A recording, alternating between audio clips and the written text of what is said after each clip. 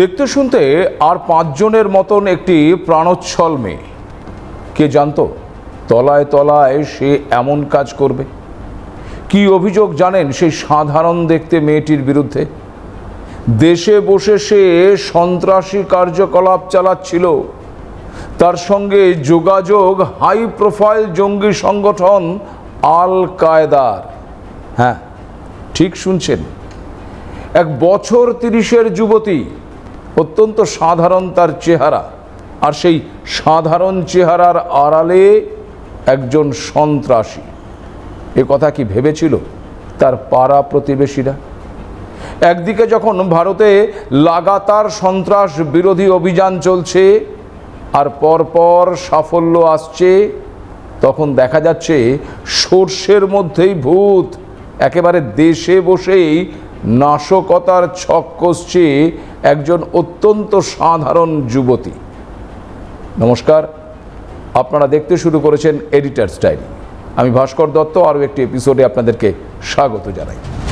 শ্রাবণ মাসের সোমবারেই ভারতীয় সেনা এবং জম্মু কাশ্মীর পুলিশের অপারেশন মহাদেবের তাণ্ডবে এসেছে এক বিরাট সাফল্য। গত 22 এপ্রিল পেহেলগাঁওতে যে জঙ্গিরা নিরপরাধ 26 জনকে হত্যা করেছিল, তাদের খতম করা হয়েছে ওই অপারেশন মহাদেব। বলা যায় জাস্টিস ডেলিভার্ড। তবে এখানেই থেমে থাকেনি ভারতীয় সেনারা। এরপরেও বুধবার চলে অপারেশন শিব শক্তি।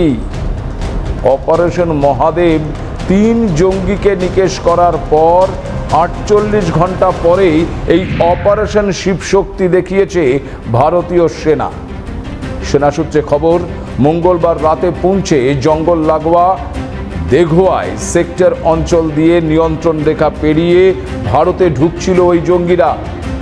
বিএসএফ তাদের উপস্থিতি টের পেয়ে অভিযান চালালেও রাতের অন্ধকার এবং ঘন জঙ্গলের সুযোগ নিয়ে বিএসএফের হাত থেকে বেঁচে যায় জঙ্গিরা।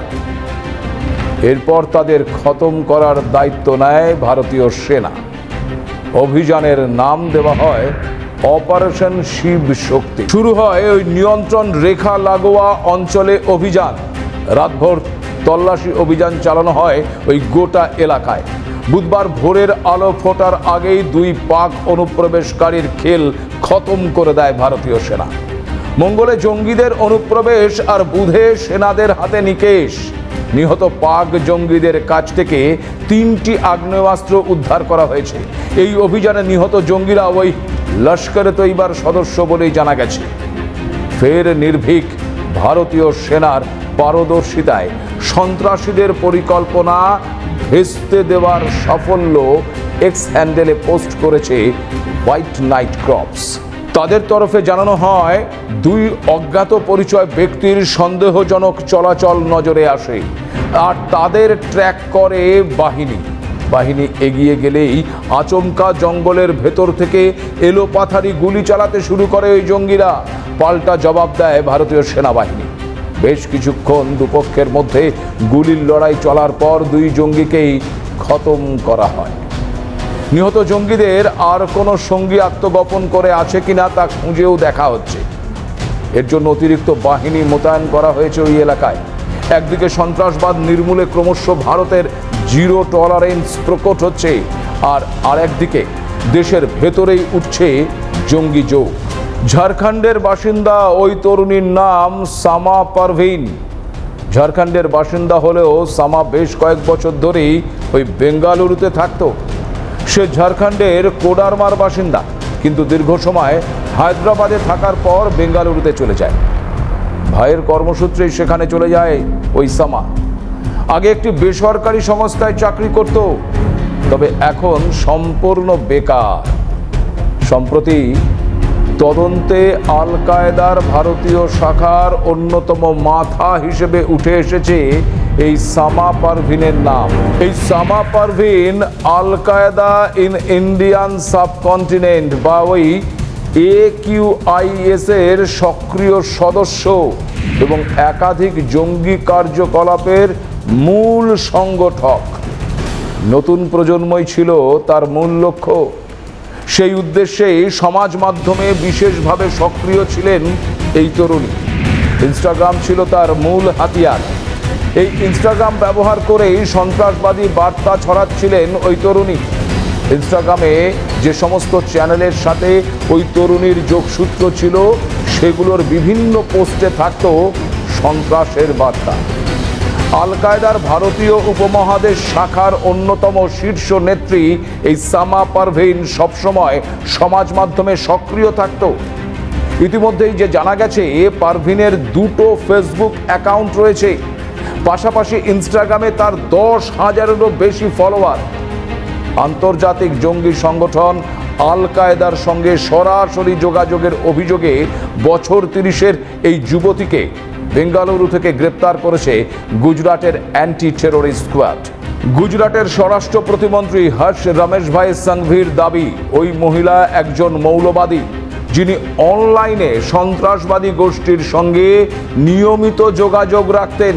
गुजरात एटीएस ने अल कायदा इंडियन सबकॉन्टिनेंट के पहले 4 आतंकियों को गिरफ्तार किया है। कल एक और बड़ी सफलता गुजरात एटीएस को प्राप्त हुई है। एक महिला जो बेंगलुरु से है, ये आतंकी खास तौर पे हाईली रेडिकलाइज है, ऑनलाइन टेरर मॉड्यूल पे काम करती हैं। उसके बहुत ही महत्वपूर्ण पाकिस्तानी संपर्क भी उसके अलग अलग डिवाइसेस से मिले हैं। गुजरात एटीएस की ये प्रोएक्टिवली पुलिसिंग के माध्यम से 5 जितने महत्वपूर्ण ऑनलाइन टेरर मॉड्यूल पे काम करने वाले अल कायदा इंडियन सब कॉन्टिनेंट के ये आतंकियों को गिरफ्तार करने में सफलता प्राप्त हुई है। मैं गुजरात एटीएस को बहुत बहुत अभिनंदन। এছাড়াও এই সামা পারভীন AQIS নেতা মৌলানা আসিম উমার এবং মৃত AQIS নেতা আনোয়ার আল আওলাকির প্ররোচনামূলক ভিডিও বার্তাও পোস্ট করত। গুজরাট পুলিশ জানিয়েছে, এই সামা আনসারি লাহোরের লাল মসজিদের মৌলানা আব্দুল আজিজের ভিডিও বার্তা পোস্ট করত। সেখানে ভারত সরকারের বিরুদ্ধে সশস্ত্র আন্দোলনের ডাক দেওয়া হয়। বুঝতে পারছেন কি পরিমাণ বিশ্বাসঘাতকতা আর দেশদ্রোহের বীজ বপন করা হয়েছে, আর তা হয়েছে একেবারে ভারতের গভীরে থেকে। গত 23শে জুলাই আল কায়দার সঙ্গে যোগের সন্দেহে 4 জনকে গ্রেপ্তার করেছিল এটিএস। গুজরাট, নয়ডা, দিল্লির বিভিন্ন জায়গা থেকে মোহাম্মদ ফাইক, মোহাম্মদ ফরদিন, মোদাসার সাইফুল্লাহ কুরেশি এবং জেসান আলীকে গ্রেপ্তার করা হয়।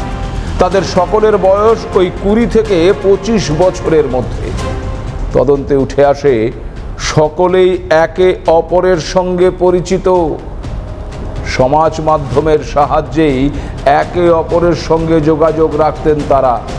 আর এই 4 জনের সঙ্গে যোগাযোগ ছিল ওই সামা পারভীনের। 5 জনের এই গ্রুপ তাদের জাল ছড়িয়ে রেখেছিল গোটা ভারতে। ভিন্ন ভিন্ন টার্গেট দেওয়া হতো তাদের। সীমান্তের বাইরে বিভিন্ন জঙ্গি গোষ্ঠীর সঙ্গে নিয়মিত যোগাযোগ করত ওই সামা। বেশ কয়েকজন বড় মাপের মৌলবাদীর সঙ্গেও রীতিমতো যোগাযোগ ছিল এই সামা। তদন্তে আরও জানা যাচ্ছে যে ভারতের গুরুত্বপূর্ণ স্থানে হামলার ছক কষতেন সামারা। ফাইক, ফরদিনদের জেরা করে সামার হদিশ পায় গুজরাটের এটিএস। আর সেই সূত্র ধরে বেঙ্গালুরুর মনোরমা পাল্লা এলাকায় ভাড়া বাড়িতে হানা দেয় তারা। আর সেখান থেকেই গ্রেপ্তার করা হয় এই সামাকে। সামার গ্রেপ্তারিতে বিস্মিত ওই বেঙ্গালুরুর ওই অঞ্চলের তার প্রতিবেশীরা। স্বাভাবিকভাবেই তারা ঘুণাক্ষরেও টের পাননি যে সন্ত্রাসবাদী সংগঠনের সঙ্গে কোনো রকম যোগসূত্র থাকতে পারে এই বছর 30-এর ছটফটে যুবতীর। একদিকে ধৃত ফরদিনের কাছ থেকে মৌলবাদী এবং নিষিদ্ধ সংগঠনের বিভিন্ন বইপত্র উদ্ধার করা হয়েছে। অভিযোগ, ওই অপারেশন সিঁদুরের বিরুদ্ধে আল কায়দার মতামত সংক্রান্ত নথিও ছিল ওই যুবকের কাছে। মনে করা হচ্ছে এই সমস্ত মতামত নিয়ে আলোচনা হতো ওই 5 জনের মধ্যে। অর্থাৎ দেশের মাটিতে বসে, দেশের খেয়ে, দেশের পড়ে, আবার দেশের সর্বনাশের পথ প্রশস্ত করছিল এই সন্ত্রাসী দেশদ্রোহীরা। তদন্তকারীদের মতে এই সামাই ছিল মূল চক্রী, তবে তার সঙ্গে অন্য কোন কোন সংগঠনের যোগ ছিল সেই সূত্র খুঁজে বের করার চেষ্টা করছে এখন তদন্তকারীরা। তার যোগাযোগ, পরিকল্পনা এবং কার্যকলাপ সম্পর্কে বিশদে জানতে জিজ্ঞাসাবাদ এবং প্রযুক্তিগত পরীক্ষা নিরীক্ষা করা হবে। তদন্তকারীরা জানাচ্ছেন এই জঙ্গি মডিউলটি আগে চিহ্নিত নেটওয়ার্কগুলির থেকে বেশ খানিকটা আলাদা। কিভাবে নেটওয়ার্ক গড়ে তুলেছিল তারা, কিভাবে সংগঠন বৃদ্ধি করত এই জঙ্গি মডিউলটি, জঙ্গি মডিউলের সঙ্গে কি রয়েছে এ বাংলার যোগও। জঙ্গি মডিউলের কোনো নির্দিষ্ট হামলার পরিকল্পনা বা সময়সীমা ছিল না, বরং বলা ভালো অনলাইনে প্রোপাগান্ডার মাধ্যমে তরুণদের মগজ ধোলাই করে তাদের জিহাদি আদর্শে উদ্বুদ্ধ করাই ছিল এদের মূল টার্গেট। তারা মূলত ওই ইনস্টাগ্রামে 5টি অ্যাকাউন্টের মাধ্যমে ধারাবাহিকভাবে ভিডিও এবং পোস্টের মাধ্যমে দাবি করত জিহাদের জন্য কোনো বোমা নয়, একটা ধারালো ছুরি নাকি যথেষ্ট। অনুমান এই জঙ্গি মডিউল মূলত দেখাতে চেয়েছিল যে খুব সাধারণ অস্ত্র দিয়ে সহিংসতা ঘটানো সম্ভব এবং সন্ত্রাস ছড়ানো যায়। অর্থাৎ একেবারে গোঁড়া মৌলবাদকে মাথায় একদম গেঁথে দিয়ে তাদের দ্বারা ভবিষ্যতে সন্ত্রাসী কার্যকলাপ ঘটানো হতো, যেমনটা অতীতে একাধিক জঙ্গি হামলার ক্ষেত্রে দেখা গেছে। তদন্তে আরও জানা গেছে ভারতের একাধিক জায়গায় নাশকতার ছক ছিল এই জঙ্গিদের। ভারতের বাইরে হ্যান্ডেলারদের সঙ্গে যোগাযোগ রাখত তারা। দেশের যুবকদের যেমন মগজ ধোলাই করত সোশ্যাল মিডিয়ার মাধ্যমে, তেমন আবার তারা বিভিন্ন অ্যাপ ব্যবহার করত আল কায়দার চিন্তাধারা প্রচার করার জন্য। ভাবা যায়, নিজেদের ডিজিটাল ফুটপ্রিন্ট মুছে ফেলতে আবার অটো ডিলিট অ্যাপ ব্যবহার করত। পাশাপাশি নকল নোটের চক্রও চালাতো এই জঙ্গিরা। সুতরাং কতটা হাইটেক পদ্ধতি অ্যাপ্লাই করত তারা বুঝুন। যদিও গুজরাট এটিএস এর এই পদক্ষেপ বড় ধরনের একটা জঙ্গি পরিকল্পনা আগে ভাগেই নস্যাৎ করে দিয়েছে বলে মনে করছে গোয়েন্দা সংস্থা। যদিও এই ঘটনার প্রেক্ষিতে সম্প্রতি প্রকাশিত রাষ্ট্রসংঘের একটি রিপোর্ট উদ্বেগ বাড়াচ্ছে। কি রয়েছে জানেন সেই রিপোর্টে? রিপোর্ট বলছে ভারতীয় উপমহাদেশে ফের নিজেদের প্রভাব বাড়াতে চাইছে জঙ্গি সংগঠন আল কায়দা। যদিও তাদের বড়সড় হামলার ক্ষমতা এখন অনেকটাই কমেছে, তবুও তারা আফগানিস্তানকে ঘাঁটি হিসেবে ব্যবহার করছে। রাষ্ট্রসংঘের নিরাপত্তা পরিষদের 1267 স্যাংশন কমিটির পর্যবেক্ষণ সংস্থার 32তম রিপোর্ট অনুযায়ী AQIS প্রধান ওসামা মাহমুদের নেতৃত্বে কাশ্মীর উপত্যকা সহ ভারত, বাংলাদেশ, মায়ানমারে কার্যক্রম ছড়ানোর পরিকল্পনা করেছিল এরা। আপনাদের মনে আছে কিনা জানি না, গত বছর আগস্টে আল কায়দার সঙ্গে যোগাযোগ থাকার অভিযোগে গ্রেপ্তার হয়েছিল 12 জন। আল কায়দা দ্বারা অনুপ্রাণিত হয়ে ঝাড়খণ্ডেই একটি সন্ত্রাসবাদী গোষ্ঠী গঠন করতে শুরু করেছিল সেখানকার কয়েকজন যুবক। আর 5 জনের মতো সকলের চোখেই ওরা কেউ ডাক্তার, কেউ শিক্ষক, আবার কেউ নিছক একজন অটো চালক। আর এসবের আড়ালে তাদের পরিচয় ছিল তারা আসলে জঙ্গি, সন্ত্রাসী, সরাসরি যুক্ত নাশকতামূলক কার্যক্রমের সঙ্গে, যুক্ত আল কায়দার সঙ্গে। এই গ্রুপের মূল চক্রী MBBS ডাক্তার ইশতিয়াক আহমেদ রাঁচির একটি হাসপাতালে রেডিওলজি বিভাগে কাজ করত, ভাবতে পারেন। এছাড়া হাজারিবাগে তার নিজস্ব আবার একটা ক্লিনিকও ছিল। অবাক করা বিষয় হলো প্রত্যেকেই ছিল ঝাড়খণ্ডের বাসিন্দা। আর ইশতিয়াক বাদে সকলেই একেবারে ওই গরিব শ্রেণীর। আবার এই ঝাড়খণ্ডের বাড়ি ওই সামা পারভিনের। তাহলে কি ঝাড়খণ্ড ক্রমশ হয়ে উঠছে আল কায়দার আঁতুড়ঘর? শিক্ষা, তথ্য প্রযুক্তির অভাব, বিশাল সংখ্যক বেকারত্ব, এই সব কিছু মিলিয়ে কি এক অনুকূল পরিস্থিতি তৈরি হচ্ছে মৌলবাদী শক্তিগুলোর জন্য? গরিব ঘরের ছেলেদের টার্গেট করে সন্ত্রাসের বীজ বপন করছে আল কায়দা। অপারেশন সিঁদুরের পর এই আল কায়দার একটি বিবৃতিও সামনে এসেছে। বিবৃতিতে বলা ছিল, ভারতের বিরুদ্ধে যুদ্ধ করা প্রতিটি মুসলিমের কর্তব্য। মুসলমানদের বিরুদ্ধে অন্যায়ের প্রতিশোধ না নেওয়া এবং ইসলামী শ্রেষ্ঠত্ব প্রতিষ্ঠা না হওয়া পর্যন্ত সংগ্রাম চালিয়ে যাওয়ার অঙ্গীকার করা হয়েছে।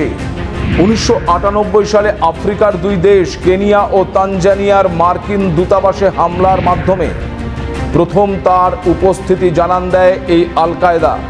ওই হামলায় মৃত্যু হয়েছিল মোট 228 জনের। তবে আল কায়দার সবচেয়ে বড় নাশকতা ছিল যুক্তরাষ্ট্রে অর্থাৎ আমেরিকায় 2001 সালে 11 সেপ্টেম্বরের হামলা, সাধারণভাবে 9/11 বলে পরিচিত সেই হামলা, যেখানে নিহত হয়েছিল মোট 2977 জন। হামলার মূল পরিকল্পনাকারী ছিল ওসামা বিন লাদেন। ওই হামলার পর তৎকালীন মার্কিন president George W Bush Laden এবং আল কায়দার বিরুদ্ধে যুদ্ধ ঘোষণা করেছিলেন। 2001 সালের অক্টোবর থেকে আফগানিস্তানে অভিযান শুরু করে মার্কিন ন্যাটো বাহিনী। তাদের সেই অভিযানে তৎকালীন তালেবান সরকারের পতন হলেও লাদেন বেঁচে গিয়েছিল। 2011 সালের 2 মে মার্কিন বাহিনীর এক কমান্ডো হামলায় পাকিস্তানের অ্যাবেটাবাদ শহরে নিহত হয় কুখ্যাত জঙ্গি ওসামা বিন লাদেন। এরপর এই সংগঠনের নেতৃত্ব আসে লাদেন পুত্র হামজা বিন লাদেনের ওপর। লাদেন পুত্রের মাথার দাম একসময় $10 লক্ষ ঘোষণা করেছিল আমেরিকা। ইতিহাস বলছে আল কায়দার মতন জিহাদি সংগঠনগুলো পরিস্থিতির সুযোগ নেয়। প্রথমে ধর্মীয় আবেগকে কাজে লাগিয়ে ধীরে ধীরে উগ্রপন্থার দিকে ঠেলে দেয় তরুণ প্রজন্মকে। কখনো ধর্মীয় শিক্ষা বা মাদ্রাসার আড়ালে, কখনো আবার সমাজসেবার নামে, কখনো আবার সোশ্যাল মিডিয়ার মাধ্যমে একেবারে নিঃশব্দে ঢুকে পড়ে মানুষের মনের ভেতরে। সাম্প্রতিক গ্রেপ্তার হওয়ার চক্রটি ঠিক এইভাবেই কাজ করছিল। প্রথমে মানুষকে প্রভাবিত করা, তারপর বিদ্বেষমূলক এবং বিদ্রোহী কন্টেন্ট দিয়ে মগজ ধোলাই করা এবং শেষে দেশের গণতন্ত্রকে ধ্বংস করে তথাকথিত ইসলামিক রাষ্ট্র গঠনের ছক আঁকা। গোয়েন্দা সংস্থার রিপোর্ট বলছে, শুধু গুজরাট বা ঝাড়খণ্ড নয়, এই ধরনের মডিউল ছড়িয়ে পড়েছে উত্তরপ্রদেশ, পশ্চিমবঙ্গ, বিহার, এমনকি দক্ষিণ ভারতের বেশ কিছু অংশেও। জঙ্গিদের সেফ করিডোর হিসেবে একাধিকবার নাম জড়িয়েছে এই পশ্চিমবঙ্গের, কলকাতাও রয়েছে সেই তালিকায়। তাই এই ঘটনা একটি নিছক কোনো বিচ্ছিন্ন ঘটনা নয়, বরং বলা ভালো এক সংগঠিত, সুপরিকল্পিত এবং বহির্দেশীয় মদতে পরিচালিত জিহাদি নেটওয়ার্কের অংশ। এতে আন্তর্জাতিক সন্ত্রাসবাদী সংগঠনগুলোর যোগসূত্রও অস্বীকার করা যাচ্ছে না। জঙ্গিদের অস্ত্র শুধু বোমা নয়, তাদের অস্ত্র এই বিশ্বাসঘাতকতা, অপপ্রচার আর বিভাজন। আর সেই অস্ত্র ভেঙে দিতে হলে দেশের ভেতর থেকেই তা শুরু করতে হবে। আর সেই লড়ার দায়িত্ব শুধুমাত্র সেনার নয়, সেই লড়াই প্রতিটি সামাজিক স্তরে অবস্থানকারী প্রত্যেকে, আমার, আপনার, আমাদের সবার। তাই শেষে এসে একটা কথাই বলবো, সজাগ থাকুন, সতর্ক থাকুন। আপনার এলাকায় কোনো এমন ব্যক্তি যে বহিরাগত বা সন্দেহজনক যদি মনে হয়, তাহলে দ্রুত প্রশাসনকে জানান। কারণ পরিস্থিতি যেখানে যাচ্ছে তাতে করে কে বলতে পারে আপনার এলাকাতেও এই ধরনের সামা পারভিন বসবাস করছে না। সজাগ থাকুন, সতর্ক থাকুন। আজ এ পর্যন্তই। নমস্কার।